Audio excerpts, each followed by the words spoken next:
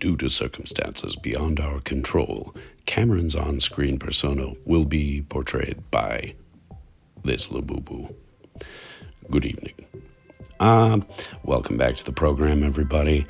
I hope you don't mind that I'm not appearing on camera, but that's the way things go when you're a star.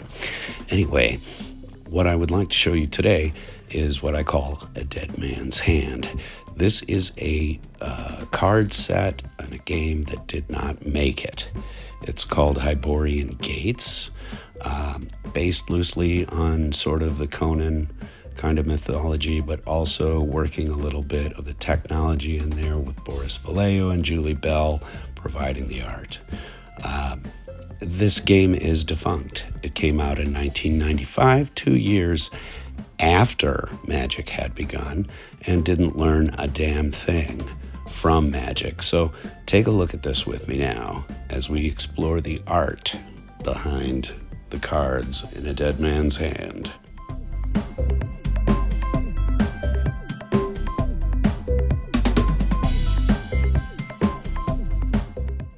This game came out in 1995, 2 years after Magic the Gathering had begun. But unlike that card game, this card system, from anything I can tell about the YouTube videos I've watched, just didn't have any interesting mechanics whatsoever. And that is going to govern the longevity of any game, card or not. But I picked up a bunch of these packs off of Whatnot. There was somebody there blowing them out. And because I was familiar with the art of Boris Vallejo as a kid, they did a lot of fantasy stuff for the Tolkien stuff and Dungeons and Dragons kind of stuff like that. I was very familiar with his art style first off. And so some of this is reappropriated. I recognize more than a few different pieces here from his works being licensed to other stuff. So there's nothing special about this outside of appreciating the art. Again, these cards were made 2 years after Magic the Gathering began, and they didn't learn anything from Magic's early mistakes. When you hold these cards, you can tell that they are not intensely well made, especially when you govern them against, modern sports cards or modern TCG stuff. The way, if you could just hold one of these cards, you would know what I'm talking about. It doesn't give you the feeling of solidity that today's TCG cards do. A great example of that would be the One Piece cards. If anybody here collects the One Piece cards, you will know exactly what I'm talking about. There's just a difference. Anyway, in this game system, they mix magic and technology, and that's a hard thing to balance. Lots of players have their opinions, of course, and so I can understand where this game design did not work, and why the game fell off and failed as quickly as it did. But kind of luckily, we still have YouTube videos by people who do play the game. So if you're interested in knowing anything more about this, I would say go and hit up other creators. I'm trying to remember some of the people that I watched, but it's been about a week since I filmed this initial footage and began this project. I have just had no time to get this voiceover done. So I apologize for how long this has taken, but it's a series that I would like to expand on and show. I have a couple of sort of dead games like Bakugan and a couple of other things that have really great art on them. It's just that, like this Hyborian Gates game, they just didn't get any game mechanics down.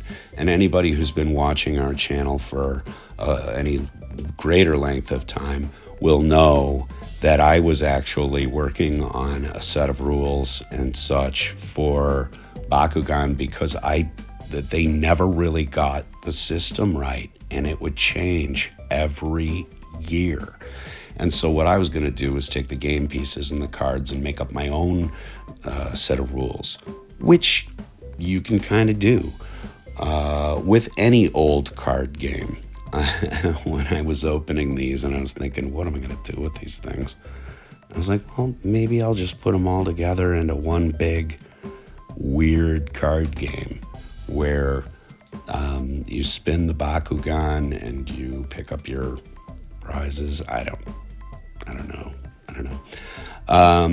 But anyway, I appreciate it if you have stayed this long into the art of a dead man's hand. And please leave a comment below if you would. Let me know if this has been even remotely interesting to you, because I'm most likely going to do anything I want anyway, but I always like to hear from the folks who actually watch the show, so please comment below. Getting back to the art for just a minute, because that really is what this is all about. When you're buying any TCG, I think if you're a player, you should definitely wait and see if something works. I am reminded right now of the Gundam card game that came out recently. I have Japanese editions of those cards. I have not picked up an English set yet. However, I did see starter sets at the Walmart out in Dallas, Oregon. So I do know that the English sets are out there. They're about $15 to $17 or so, and it comes with a 50 card deck ready to play. All the standard stuff for a starter set. But the thing that I am sort of waiting to see on it is if the cards are actually going to play. Because if the game doesn't play, they're not going to make these cards anymore. And it'll wind up becoming yet another dead man's hand.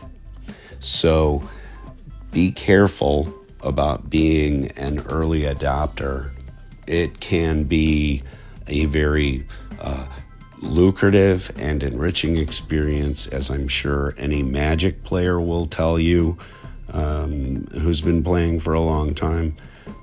But also as a Bakugan player, I can tell you that even though it has huge company support, even though they put a lot of R&D into the pieces and the parts of it, if they don't fit together and make a working mousetrap, then they're just a bunch of cardboard in a dead man's hand.